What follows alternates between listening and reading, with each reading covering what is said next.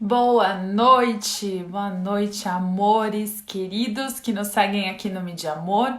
Daqui a pouco a gente vai se conectar com a Escola Mídia Amor para falar de um tema hoje super especial que acho que todo mundo sente na pele, do porquê é tão difícil a gente conseguir se conectar e sentir dores que não são nossas. Por que é mais difícil sentir empatia com experiências que a gente nunca teve? Será que tem jeito da gente arrumar isso? Enquanto a gente se conecta, vão dando um oi, falando como vocês estão se sentindo, como vocês estão começando a semana aí. Vou chamar a amiga Júlia para conectar com a gente. Vão falando de onde vocês são. Hoje vai ser um bate-papo bem legal. Fiquem conectados, coloquem suas dúvidas, temas, enfim. E aí, Mix? E aí, galera? E aí, como você Beleza? está? Começando a semana, preparada para o tema de hoje, que vai ser intenso. Segundou, né, gente? Segundou com muito diálogo, muitas tarefas, né, amiga? Não, mas graças a Deus, tudo certo. Tô muito animada aí para essa nossa conversa, que eu acho que vai ser muito relevante, até para o tempo que a gente está passando, né? Várias coisas acontecendo aí no cenário mundial, e eu acho que vai ser bem produtivo. Vou colocar aqui o título, amiga, enquanto a galera vai se Boa! conectando. Tem gente já aí conectada de Vila Velha, de Teófilo Otoni, acho que eu falei certo. Ó, Vila Velha marcando presença aí, Belo Horizonte, BH, que legal. Galera do Rio, pessoal do Brasil inteiro aí conectando-se com a É uma gente. A live gente fala aqui de São nacional. Paulo, nacional, às vezes a gente é internacional. Eu percebi o inglês aí. Se você estivesse conectando de algum lugar, fale com a gente, algum lugar fora desse mundo, fora desse planeta, por Fora que desse não? planeta. Que é isso, a gente já não é muito normal, a gente já não é muito desse planeta, né? Vamos lá. Alô de Sergipe, do Fagundes, que legal. Boa, E galera. vamos lá, você colocou aí o tema da gente falar como sentir, então, empatias por dores que a gente não conhece. Eu vou falar um pouquinho para vocês da ideia que surgiu dessa live. A gente sempre traz Boa. lives aqui com temas relevantes para vocês, sobre comunicação, né, amiga? Sobre autoconhecimento, sobre inteligência emocional. E aí eu estava conversando com um amigo e, enfim, falando do mídia amor, falando da causa da empatia. E aí ele falou: Paulo, eu acho empatia super legal, super importante, mas eu vou falar a verdade. Eu não consigo me conectar e sentir empatia por experiências que não são minhas, que eu não tenho. Então, por exemplo, agora no trabalho nessa época de home office, eu sou um cara solteiro, não tenho filhos. E aí, quando vem alguém e fala, ai, é difícil, né? Putz, ficar em casa trabalhando com o barulho da criançada. Eu até tento ali me conectar com aquela causa, mas não é a minha causa. Então, eu não Hum. sei, eu não consigo realmente me sentir daquele jeito, eu não consigo me conectar. Eu já acho até besteira. Aí vem alguém e me fala, ai, meu gato morreu. Eu falo, eu até fico triste, mas eu não tenho gato, nunca gostei de gato, eu não consigo sentir aquela dor. E aí, quando a gente pensa, né, amiga, em coisas pequenininhas, parece besteira. Ah, é uma coisa que, sei lá, você força uma reação, força uma risada, força uma cara de assustado, Uhum. de tristeza, imaginando outra situação que te deixaria com aquela emoção. É uma forma, mas a outra pessoa sente quando você não está ali conectada de verdade. Então, Fato. esse é o primeiro ponto. A gente mostra a autenticidade, a gente faz comentários muito mais relevantes quando a gente consegue se conectar de verdade. E o segundo ponto é que isso pode levar para coisas mais sérias e para preconceitos até e para dificuldades de comunicação que são mais estruturais, como a gente está discutindo muito atualmente com a causa do racismo. Então, de pessoas brancas que não conseguem se conectar ou imaginar, então, a causa de quem sente a dor do racismo mesmo, de quem passa por isso. Então, quando a gente pensa nisso, como é que será? Será que tem jeito da gente conseguir se conectar um pouquinho mais com a dor do outro? A gente conseguir fazer essa ponte ali de imaginar situações que talvez eu, por exemplo, nunca vou passar por essa dor do racismo. Homens nunca vão sentir o que mulheres sofrem com o machismo. Então, como é que será, né? Pessoas homossexuais, a gente também tá trazendo muito essa causa agora mais do que nunca, também sabe o que é sentir na pele esse preconceito, então pessoas héteros não sabem. Como é que a gente pode fazer essas pontes? Ótimo. É super relevante até a gente fazer essa pergunta, porque a gente quer, né? Salvo aí algumas pessoas, eu acho que de forma geral a gente quer se conectar à dor do outro, mas acaba tendo essa dificuldade de como, se eu realmente, de fato, nunca passei por aquilo. Então, primeiro a gente tem que entender como funciona a empatia, né? O que que é a empatia, como é esse mecanismo da empatia. Então, a gente tem que entender o fluxo, como acontece na nossa cabeça. A gente, para se conectar com o outro, a gente tem dois mecanismos. O racional e o emocional. Você pode colocar aí, amiga, para eu listá-los? Yes, vou colocar. Essa capacidade acontece nos níveis cognitivo, que é o racional, e o emocional, né, o do sentimento. Então aí, o primeiro processo cognitivo, quando a gente vai sentir com o outro, a gente vai escutar com o outro, debater uma coisa que a gente não está acostumado, a primeira coisa que a gente vai fazer é pensar racionalmente. Primeiro é a tomada de perspectiva. Então a Paula me fala uma coisa que eu não entendo. Por exemplo, uma pessoa negra fala, eu senti esse tipo de preconceito a minha vida inteira. Eu não entendo aquilo, mas eu vou tomar a perspectiva do outro e entendê-la simplesmente como um fato. É verdade. Se o outro está me falando que acontece isso com ele, se eu, no primeiro momento, racionalmente já fechar aquilo e falar, não deve ser verdade. Eu já ferrei o primeiro passo. Eu já ferrei a tomada de perspectiva. Então, a primeira coisa é a gente entender aquilo como verdade. A segunda coisa é a gente não julgar. Isso ainda no nível cognitivo racional. Não adiciona aquela camada extra de julgamento, até porque no momento que você fizer isso, você quebra a barreira de conexão e coloca um muro ali, porque você já colocou toda aquela bagagem sua de julgamento que você trouxe durante a vida inteira. Isso é a parte cognitiva. Aí entra na parte emocional.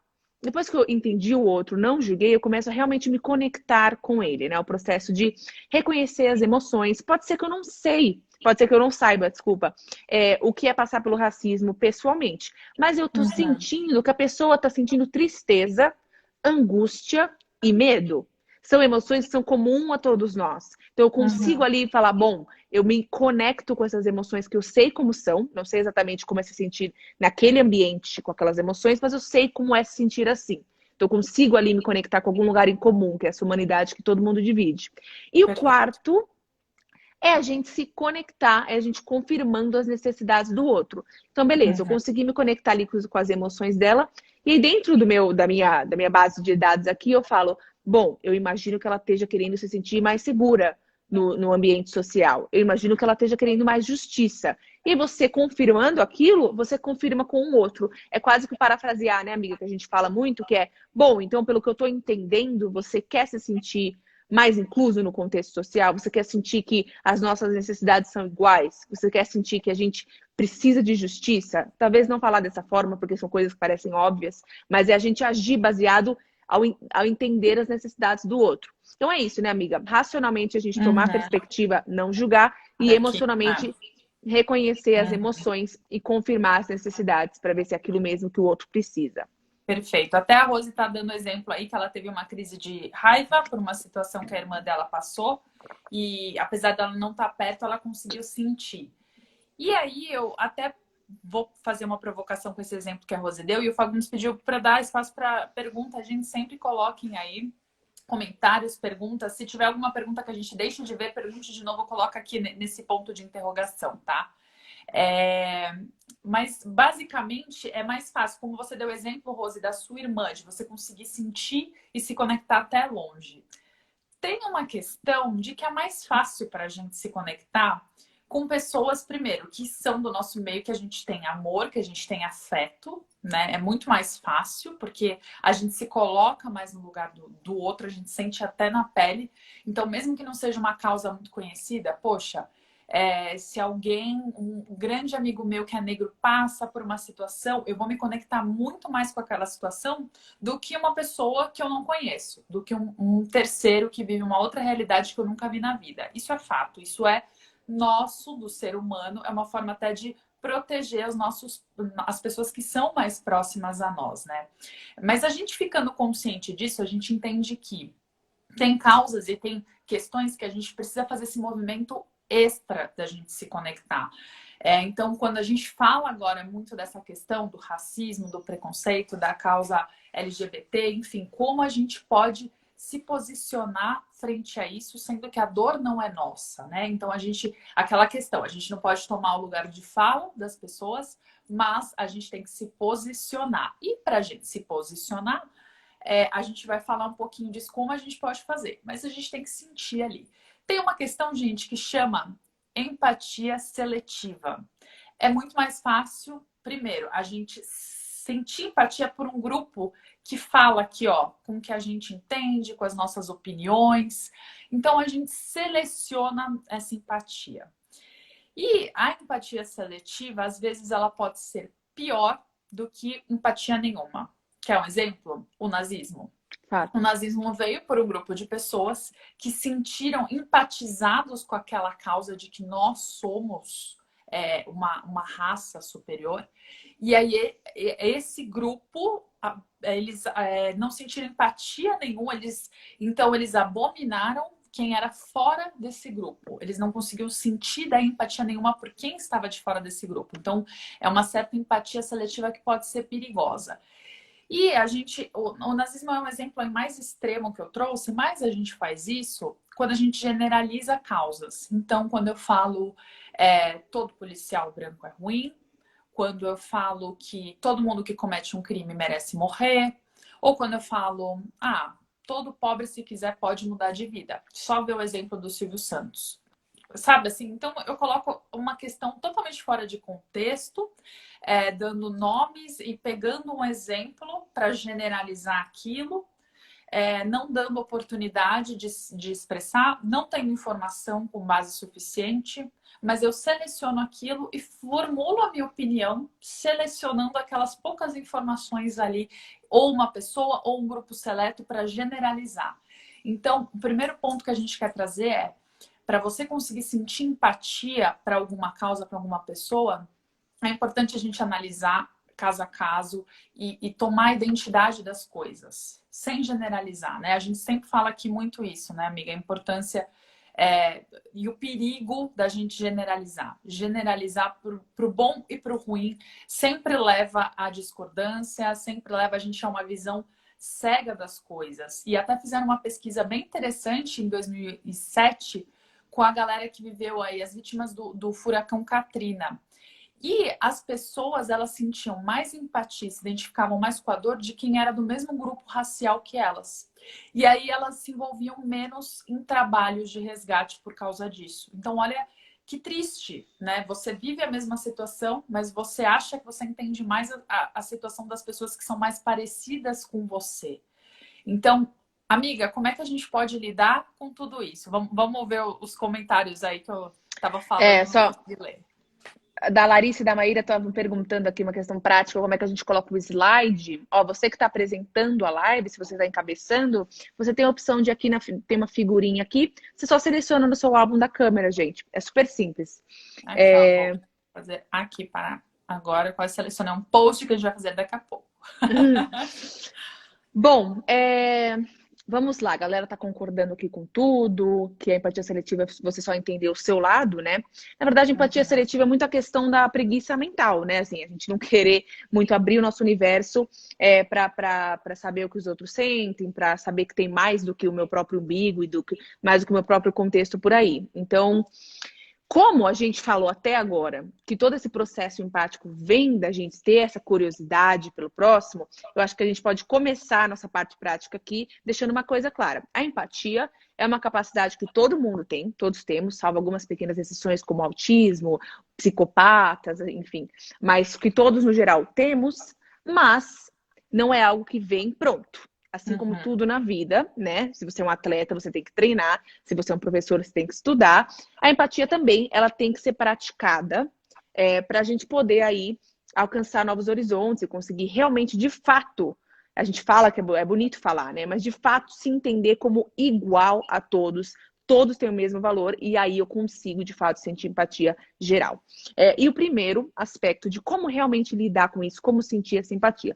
Primeira coisa é o autodiagnóstico, né? Então a gente tinha falado sobre a questão dos julgamentos, quando eu vou para um diálogo, quando eu vou para um debate, quando eu vejo uma notícia na TV, quando eu vejo que no Instagram a gente está fazendo todo um movimento aí contra o racismo.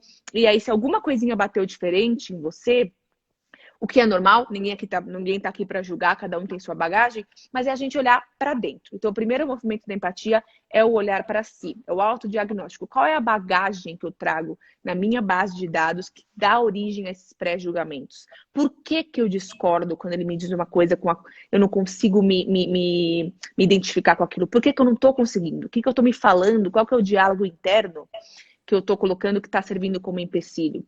Então, Uhum. não se identifique de cara com esses julgamentos. Questione-os.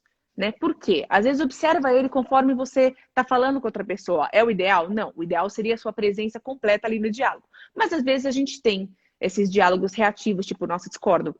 Na nossa cabeça a gente já está formulando vários questionamentos e julgamentos. Então, o primeiro passo é esse autodiagnóstico. Às vezes uma mulher está conversando com o homem e fala sobre a desigualdade no ambiente de trabalho, e o cara Uhum. já corta aquilo de cara. Imagina, tem várias mulheres que são CEOs hoje. Imagina, a gente faz aquela empatia seletiva, né? Uhum. Eu só Exato. procurei até ali, o meu nível de informação vai até ali, e eu baseei toda a minha bagagem de acordo com aquele teto de informação. Mas, na verdade, tem um mundo de outros fatos que a gente precisa abrir o olho, que vai aí expandir a nossa bagagem. Então, esse é o primeiro passo. E aí, até a gente colocou aqui uma coisa bem importante, que em causas mais sérias, como é o fato do racismo, ou minorias quando se trata de, sei lá, homossexualidade, tudo que a gente está falando, se a gente está do lado que é da maioria, a gente sempre tem que oferecer um olhar mais empático para o outro. Um olhar Perfeito. que a gente já chega na discussão disposto a abrir a porta do entendimento. Porque senão, a gente não para o ciclo dessa violência que é, talvez não dita, como é o caso do racismo, como é o caso do homossexualismo, mas que está impregnada na nossa sociedade, né, amiga? Perfeito. E aí eu aproveito até para responder uma pergunta aí que o Fagundes fez, mas frisando isso, o opressor sempre tem mais, o lado opressor tem mais responsabilidade sobre o lado oprimido. É óbvio que o lado oprimido, como está acontecendo agora, vai reagir com mais violência. A violência não é a melhor forma de reagir, mas é a forma que eles estão encontrando de chamar a atenção. Então, o lado opressor precisa ser mais empático para quebrar isso. Isso com todas as causas. Então, hétero para homossexuais, homens para mulheres, enfim. E aí o Fagundes perguntou que ele acha que o maior racista é o próprio negro, porque todo negro famoso só namora ou casa com branco. Eu acho isso um ótimo exemplo do que a gente falou do perigo de generalizar. Todo negro famoso, eu consigo pensar em vários que não se casaram com brancas. Lázaro Ramos, sei lá, Jay-Z. Fala aí, amiga, tem um monte que não se casou Ixi. com branca. Então, eu discordo, não. Eu acho que o racismo, ele está impregnado em muitos comportamentos da nossa sociedade, mas o principal problema é o branco, claro, é o opressor diante do negro em toda uma história, né? A gente estuda um pouquinho de história e a gente já percebe o quanto que o branco sempre oprimiu o negro, e isso daí, enfim, gerou muito menos oportunidades para quem é negro para estudar, para ter, enfim, a mesma posição na sociedade. E isso provoca toda essa desigualdade que é gerada e essa questão dos privilégios. Então, tem um exercício que a gente faz que é a escadinha dos privilégios, que muita gente já conhece, mas que coloca lá o homem branco, hétero, ali na escada dos privilégios mais alto. Por quê? É o mais privilegiado da sociedade, é o que vai Exato. passar mais fácil em entrevistas de emprego. Então, são realidades que a gente vê, sabe? Eu já entrei em algumas discussões de pessoas que discordam e falam, não, todo mundo tem as mesmas oportunidades, é só querer. Quem fala isso normalmente é o privilegiado, que não sentiu na pele ali o preconceito, que não sentiu nenhuma discriminação ou por você ser mulher, ou por você ser negro, ou por você, enfim, ter alguma característica sua em que você vai ser vítima do preconceito. O preconceito está muito enraizado, por isso que a Juninha falou que o principal é, primeiro, a gente descobrir onde que estão os nossos preconceitos. Isso em questões pequenas, né, amiga? Então, você está conversando comigo, falando, ai, que saco, meu irmão fez isso, e de repente eu não tenho um irmão e falo, ai, mas ela tá fazendo um drama. Então, quando eu identifico esse pensamento, putz, eu tô generalizando uma coisa que você está falando, eu não tô me colocando no seu lugar, eu tô cheio de rótulos aqui dentro de mim, cheio de questionamentos, então isso me desconecta. Essa primeira autoconsciência é fundamental para a gente ir para o passo seguinte, entender primeiro como calçar os sapatos antes de tentar enfiar ali um sapato que não me pertence, que eu não conheço. É a velha história, empatia fala, calça o sapato dos outros, é linda esse ideal todo. Mas na prática é muito diferente. O outro está me apresentando ali um calçado que eu nunca provei e eu tento enfiar ali falando, não, eu sei o que é me sentir no seu lugar. Quando eu não faço ideia, sabe? Então, é muito importante eu ser curioso para a causa, perguntar. Então, quando eu não conheço a causa, é super válido isso. Eu falar, cara, eu não sei. Me fala como é ser discriminado. Me fala o que você sente. Você sente medo quando você entra numa loja e você vê, de repente, segurança te encarando mais quando você está perto? O que que você sente? Boa, Ou você Paulinha. sente raiva? Sabe, perguntar, porque eu não sei como é, né? Esse Total. sentimento. Eu acho que esse é um baita ponto e que, na verdade, muita gente tem medo de tocar, que é o medo da conversa. Eu não vou mexer nesse assunto. Imagina que eu vou perguntar para a pessoa como é se sentir discriminado.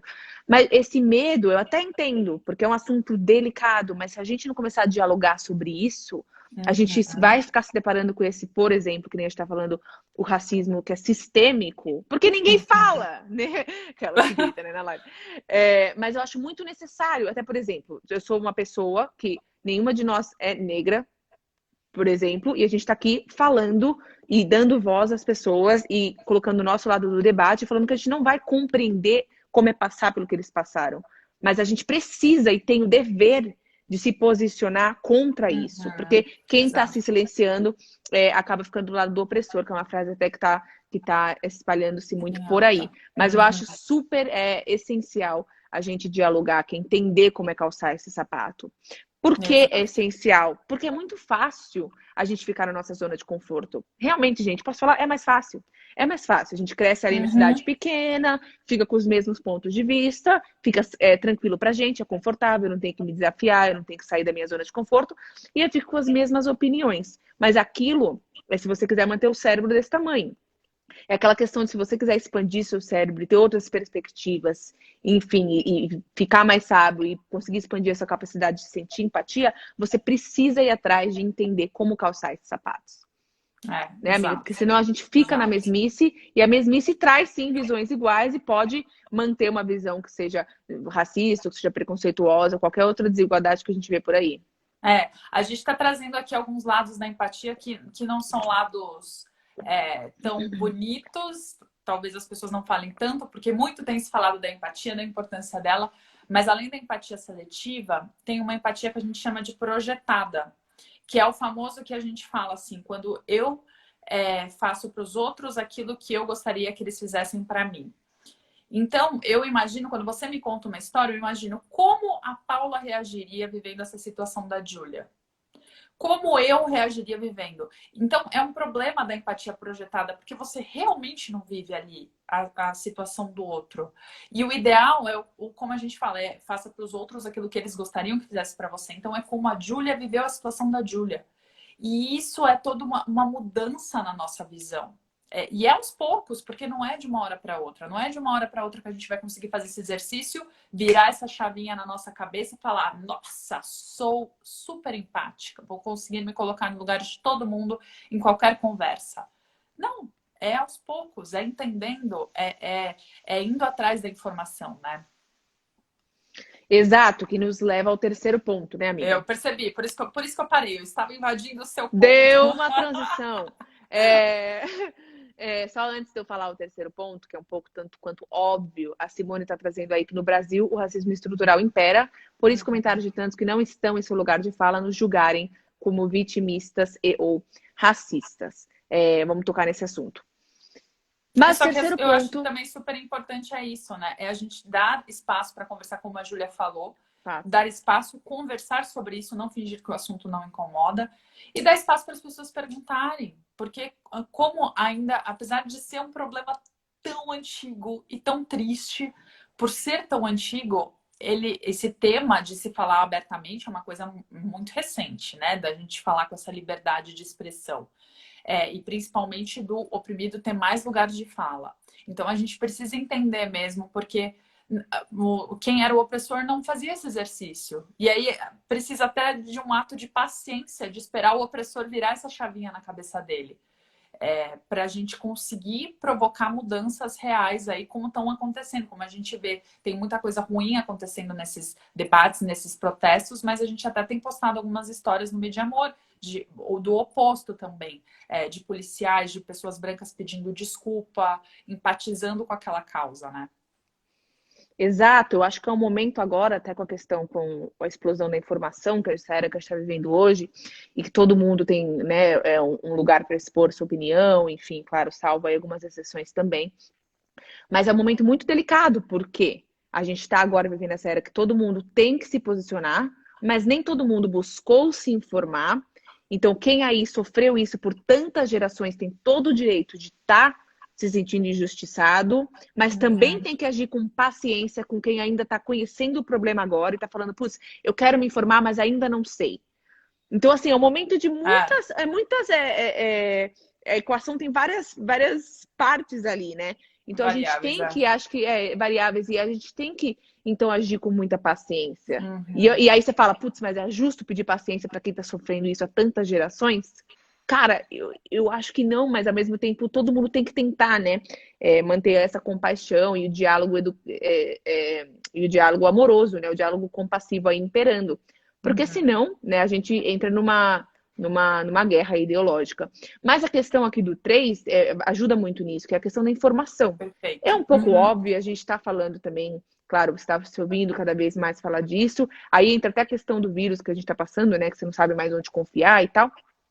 Mas, no geral, todo mundo tem aí as fontes que confia, seja um podcast, seja um jornal, seja alguém que busque se informar e que busque aí ter dados, porque se a nossa base de dados for pequena, fica difícil da gente dialogar, né? Você acaba não tendo argumento, né? Se for só post, se for só, né, esses compartilhamentos rasos aí, fica difícil da gente realmente construir um argumento, né? E aí, o não se informar abre espaço para você falar, ué, mas todas as oportunidades são iguais. Eu tô olhando aqui para o meu amigo e a gente é igual. Pois é, mas se você não sabe que tem todo um background histórico por trás e uma série de informações, o contexto que é tão mais amplo do que só você e seu amigo sozinhos, você pode realmente, de fato, acreditar que isso é verdade. Então, nesse caso, é aquela questão da verdade relativa, né? Você com seu amigo, de fato, podem ter vidas parecidas, mas a verdade é muito maior que isso. Quanto mais a gente se informa, mais acesso a gente tem a essa informação e mais a gente consegue compreender o lado do outro. Então, nesse momento é importantíssimo que a gente mantenha essa informação ativa, a gente busque saber mais, a gente busque entender mais o lado do outro. E na minha pessoal opinião, agora a gente tem que dialogar mais. Se a melhor maneira de conseguir informação é a gente, como a Simone, dando a opinião dela aqui, a gente ouvir o lado do outro e acho que é aí que vai nos levar para frente. A Aline também tá comentando da paciência tem que vir dos brancos antirracistas de educar outros brancos. A população preta já foi injustiçada há anos e anos, é compreensível a revolta. Também concordo que é compreensível e também acho que esse movimento, até por isso, uma das razões da gente ter decidido, né, amiga, fazer essa live nesse momento tão importante. Enfim, a gente vai fazer muitas, a gente já fez falando sobre a empatia. Mas, de toda forma, qualquer causa, até a gente como mulher, eu posso falar no meu lugar de fala como mulher, se eu conseguir ser mais empática e oferecer mais diálogo para um homem, apesar da mulher estar sendo oprimida também há séculos, mas se eu conseguir oferecer um pouco mais de empatia para um homem opressor e machista, mas que tenha curiosidade, desde que ele não esteja me desrespeitando, eu acho que isso é claro. Que bom se eu conseguir dialogar, apesar de toda a revolta que isso vai gerar dentro de mim. Porque tem uma coisa que a gente vai falar aqui, quando mexe com emoções e quando mexe com a raiva, e aí quando a raiva é uma causa nossa, é muito mais difícil a gente manter a calma e ter paciência. Eu super entendo, é muito verdade isso. Exato, é muito mais difícil, mas ao mesmo tempo é quando eu mantenho meus humores acalmados ali, que eu consigo conectar. Então é complicado, porque, por exemplo, no caso da mulher, ou no caso aí do negro, foi oprimido por tanto tempo, então é super justificável que a gente tenha essa raiva incontida, mas quando a gente abre lugar aí pra raiva, que nem a Paulinha vai falar, a gente fechou aí a nossa porta da conexão que a gente dê o direito do outro se sentir defendido. Então é complicado nessa dinâmica, realmente é É. bem complicado, assim, tem que rolar muita compaixão, muita paciência, muito autoentendimento. Então vamos para a parte bem prática mesmo, para ajudar vocês aí a ajustarem esse termômetro das emoções durante conversas, principalmente conversas difíceis ou quando a outra pessoa te traz uma emoção. Como é que a gente pode regular para conseguir ter diálogos mais saudáveis? Eu acho que isso é uma coisa que todo mundo busca aí. A Kel que está entrando aí, nossa querida, que faz parte da família Vida de Amor. A Alicia tá aí E também? a Alicia, o Jean. E, enfim, a gente tenta. É complexo. Alguém vem com uma emoção, como a gente reage? Vamos falar, a gente vai voltar de novo para essas causas que estão em alta, falar de exemplos de racismo, mas às vezes tem causas bobas, gente. Alguém que vem falar para você que ficou super feliz que o time de futebol ganhou e você não liga para futebol, sabe? Ou ficou super feliz por uma coisa, nasceu o meu filho e eu não sou mãe. Mas a gente consegue se conectar a algumas causas. Então, como é que a gente pode tentar dialogar melhor? Como é que a gente pode conseguir ali se colocar mais no lugar do outro e até reagir? Então, alguma das coisas que a gente quer trazer é, primeiro, quando alguém está muito alegre, uma coisa que quebra, que desconecta, e todo mundo já sentiu isso na pele, é a indiferença, né? Então, eu tô super aqui Ótimo. feliz e tal, alguém vem me trazer alguma coisa e fala, ah, legal. Bom, Te mata, eu né? não vou nem sentir mais vontade de compartilhar minha alegria com aquela pessoa, né? Então, a alegria é uma coisa mais óbvia, a gente entende aí o como se posicionar aí. Mas quando alguém vem falar para você com muita tristeza, vem falar uma tristeza de uma causa que você não conhece, como você consegue se portar? Como você consegue tentar se comunicar? Primeiro, relativizar não adianta. Não adianta você falar, ah, mas poxa, isso aconteceu uma vez só, né? Ah, você está dramatizando. Quando você tira a importância da causa que aquela pessoa está falando ou da própria pessoa, a pessoa também não vai nem se sentir mais à vontade de compartilhar e provavelmente você só vai estar contribuindo para que ela fique ainda mais triste. Então, primeiro, a gente não está falando para você reforçar o papel de vítima, e aí a tristeza, a pessoa pode vir com milhares de coisas ali, te trazer uma coisa muito grave, como a morte de alguém, ou uma tristeza pela situação agora do país, uma situação pelo mundo, uma tristeza porque, sei lá, o gato dela ficou doente, qualquer coisa assim. E como você consegue se conectar, às vezes não sendo aquela causa. Mas primeiro, você mostrando que você tá ali do lado dela. É um dos primeiros pontos. Você falando, cara, eu não sei exatamente o que você tá sentindo. Tem alguma coisa que eu posso fazer para te ajudar? Eu tô aqui do teu lado. Você quer desabafar? Me fala.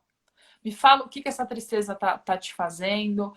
Deixa a pessoa desaguar, sabe? Nesse momento seja um porto. Então, se a pessoa está muito triste, falando sobre a causa dela, falando sobre como ela tá se sentindo injustiçada e tal, deixa ela desaguar. Só mostre que você tá ali do lado dela. Muita gente aí tá falando do raporte, que é você oferecer isso, é você até oferecer um espelhamento, Gerar essa confiança. gerar essa confiança, né, amiga? Isso tem um poder incrível, né, nas pessoas. Putz, pra caramba, eu ouvi esses dias uma expressão que eu gostei muito, que trata um pouco disso que você está falando, que é o Ministério da Presença. Então, às vezes, você não tem que saber o que dizer, você não tem que ser o genial ali que vai falar uma coisa brilhante. De fato, tem dores que nos pegam até de surpresa, às vezes a gente não sabe o que falar. Entrega o ministério da presença, ministre para Uhum. outra pessoa pela sua presença, segura o espaço, também tem no inglês que é esse hold space, que às vezes a pessoa só quer estar ali com alguém que seja um porto seguro, com alguém que seja ali um silêncio confortável para ele se abrir. Então, às vezes, isso é muito valioso, né? A gente acha que a gente tem que sempre contribuir com a fala, mas a nossa Uhum. presença é tão poderosa quanto ou mais, dependendo do Ou momento. mais. Exatamente. Até a Simone está falando, ouvir já é um acalanto. Porra! Irão grande, poucas pessoas têm a paciência de ouvir. Todo mundo quer falar. A gente está numa época que todo mundo quer expressar a opinião. Todo mundo quer falar o que pensa. Poucas pessoas querem ouvir. Então, quem consegue ali parar, ouvir, escutar e realmente ser esse porto seguro, para quem está triste, ai, dá até aquele alívio, sabe? Você conseguiu ali desaguar um pouquinho. Isso tem um poder muito grande na vida da outra pessoa. E Exato. aí, e quando alguém vem te falar sobre o medo, a pior coisa que você pode fazer é falar que aquele medo não existe. Então alguém vem te falar, cara, eu tô com medo de sair na rua e ser contaminado. Fala, besteira. Se você nem tá na faixa de risco. Ou igual, é igual quando uma criança vai falar para a mãe e para o pai. Pode até ser que aquele medo não exista, né? Nesse caso que eu falei, existe, mas pode até ser que no medo não exista. Então vem uma criança e fala: mãe, eu tô com medo do monstro, eu não quero dormir. E aí a mãe vai e fala: filho, besteira, não existe monstro nenhum. Vai lá dormir, vai para sua cama. A criança vai deixar de sentir medo? Não vai. Ela vai continuar com aquilo porque está dentro da realidade. Ela vai até se sentir inferiorizada, falar: eu não acredito em mim, tem um monstro, eu ouço à noite e tal. E vai ficar com aquilo e vai ser uma pessoa que ela talvez não confie mais, ela vai ficar revoltada, enfim, vão misturar outros sentimentos. Então, isso acontece com alguma coisa, alguém que te fale: putz, eu tenho medo de voar de avião, eu tenho medo de dirigir, eu tenho medo de alguma pânico, a gente tem pânico, tinha uma amiga que tinha pânico de borboleta. Não, não é o medo que eu consigo me identificar, mas você fala: ai, que boba, você acha que a borboleta vai te fazer o quê? Desconecta. Então, o que, que você pode falar ali? Primeiro, tentar proporcionar alguma segurança para a pessoa. Se vem uma criança e fala isso para a mãe, né? Fala que tá com medo do monstro e tal. Se a mãe chega e fala: mas filho, vamos lá ver, eu vou com você. E fica tranquilo, você pode me chamar à noite se você ouvir alguma coisa, mas nada vai acontecer porque eu tô aqui para te proteger. Isso vai dar uma segurança muito maior para a criança. E isso acontece com quem tá do nosso lado. Fala: cara, eu não imagino o que é sentir isso. Se tiver alguma coisa que eu possa fazer, posso estar do teu lado, né? Uma vez eu peguei um voo com uma amiga que morria de medo. Não tinha o que fazer. Se eu falasse para ela: meu, a gente não vai cair, para de drama. Imagina, ela ia se sentir inferiorizada, sabe? Na hora você só segura a mão e fala: eu tô aqui, vamos lá, Vambora.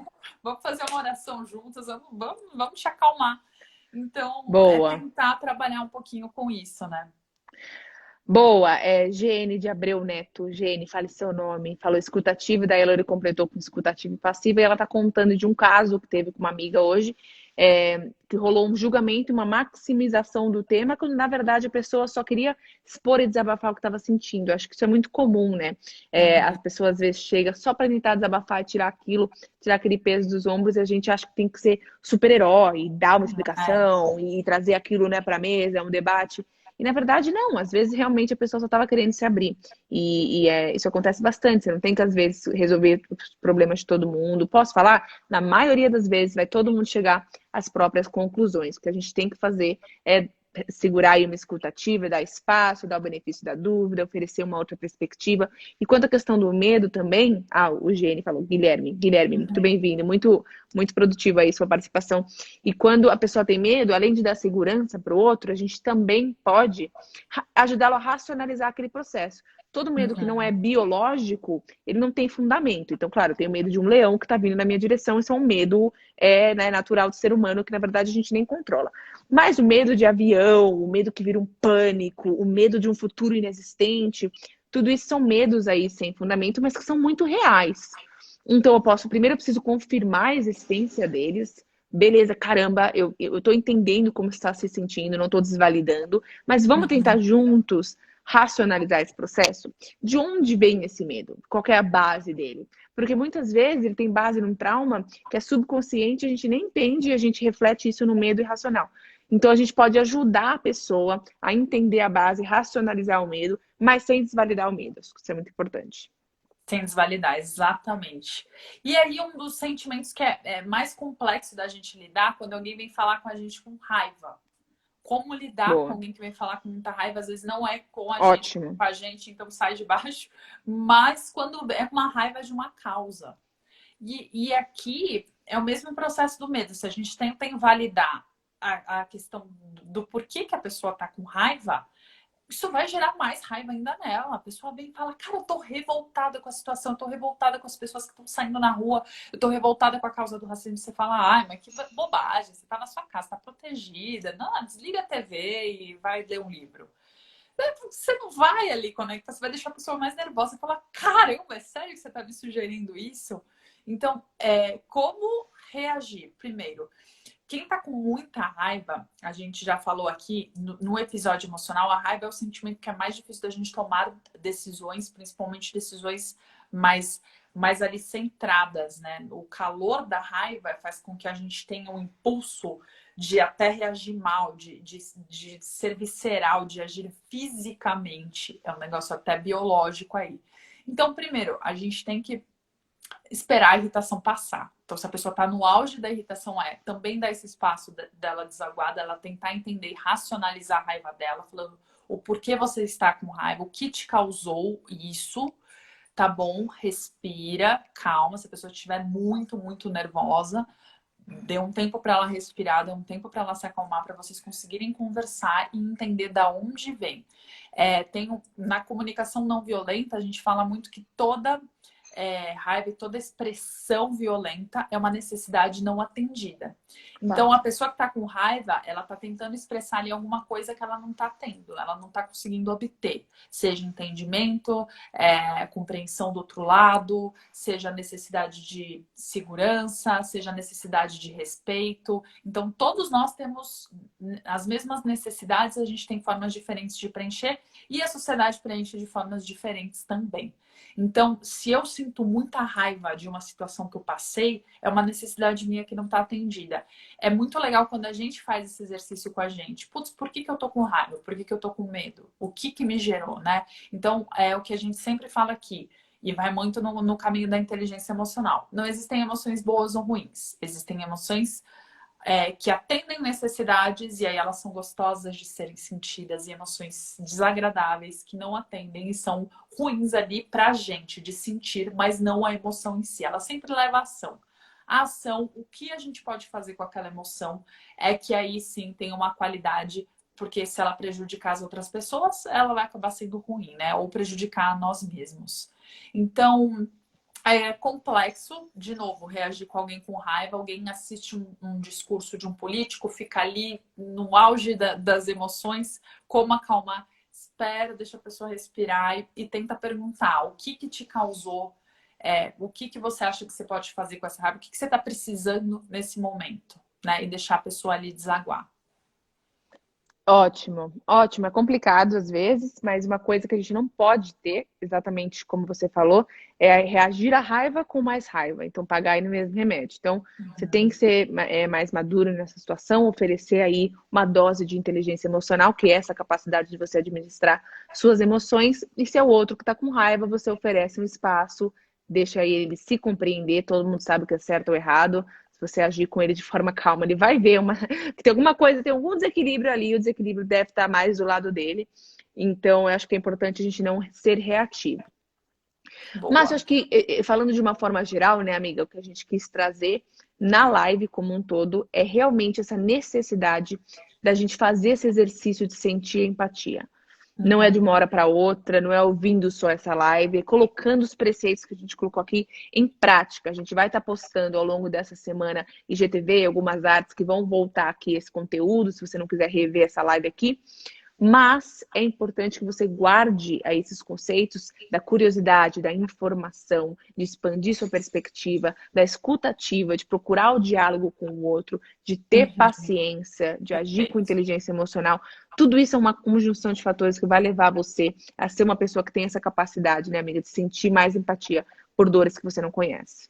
Exatamente. E até lembrando, em um comentário aí, deixa eu ver quem é que fez, que foi antes da Simone, que ela falou, cabe ao opressor investir um esforço maior. Eu concordo muito, o privilégio dá condições para isso do oprimido. Então, quando a gente fala aí de questões mais estruturais e de questões aí que a gente está lidando agora, do racismo, e questões que, enfim, está lidando agora porque a gente sempre lidou, né? Agora está ganhando mais voz. Então, vamos aproveitar este momento para ter conversas aí mais saudáveis e sempre a gente estando na situação do privilegiado, sim, a gente conseguir oferecer mais empatia e oferecer discussões aí que podem ser mais produtivas, ajudando as pessoas que não conseguem sentir empatia por dores que não são delas, a fazerem essa ponte aí, né? A gente pode ajudar a promover essas pontes e a gente já vai estar fazendo um serviço social incrível aí para a sociedade, né? Porque social, estamos precisando. espiritual,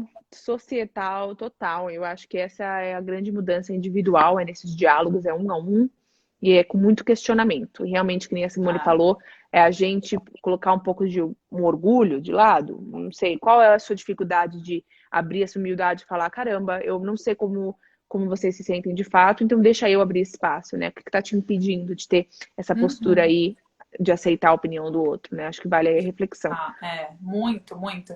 E assim, até uma curiosidade, ontem eu estava conversando com uma amiga que ela estava falando, cara, eu queria conversar mais sobre a cultura do cancelamento e eu queria falar mais sobre o governo. Você sabe que eu tenho opiniões fortes, você sabe que eu tenho opiniões polêmicas, você acha que eu deveria me expor?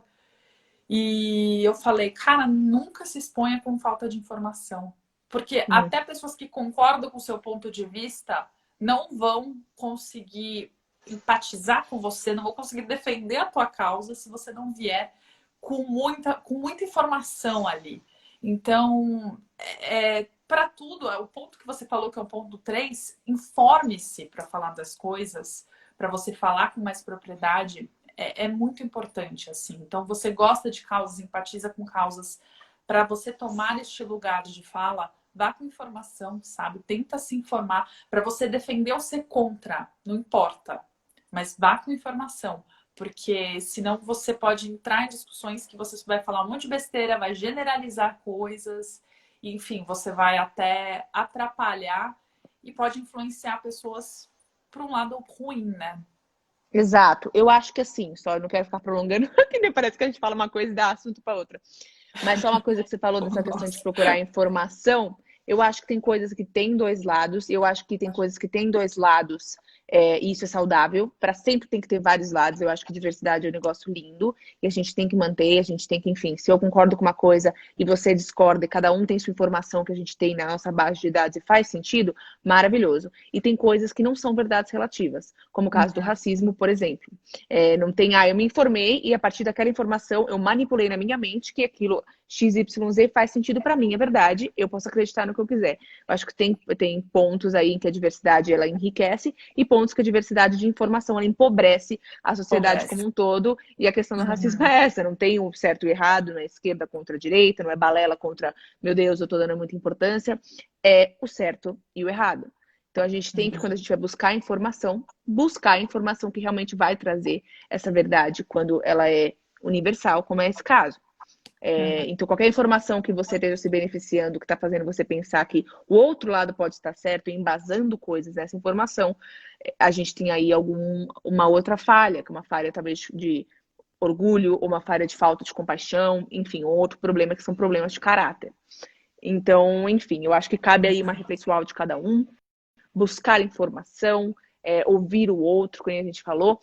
E é isso, né? Trazer essas pautas para a mesa aí, que seja só um início de um diálogo, para ter uma grande jornada aí pela frente. Bastante. A Aline também falando que a socióloga está feliz de ouvir falando sobre empatia e respeito à diversidade. A gente quer cada vez mais trazer aí conteúdos, principalmente que são tão importantes de ser discutidos, em momentos importantes de ser discutidos. Falar um pouquinho aí do que a gente conhece mais, a gente não conhece as dores, mas a gente, né, conhece e se informa sobre inteligência emocional, sobre comunicação não violenta. Então, vocês têm o assunto, putz, tem situações eu não sei como argumentar, não sei como conversar, traz pra gente, vamos Manda conversar, pra vamos fazer gente. uma live sobre isso. Enfim, acabei desfixando aí na hora de tentar olhar os comentários o principal tema do post, mas essa live vai ficar salva no IGTV do Midiamor. Indica para alguém que está com dificuldade de conversar aí ou que também simpatiza aí com a questão de não empatiza com quem não consegue empatizar com a dor do outro, deu para entender, não sei. Mas Legal, tem. uma salada. Isso indica, é isso. Manda pro amigo, é isso que a gente quis dizer. Bom, gente, muito obrigada para quem participou.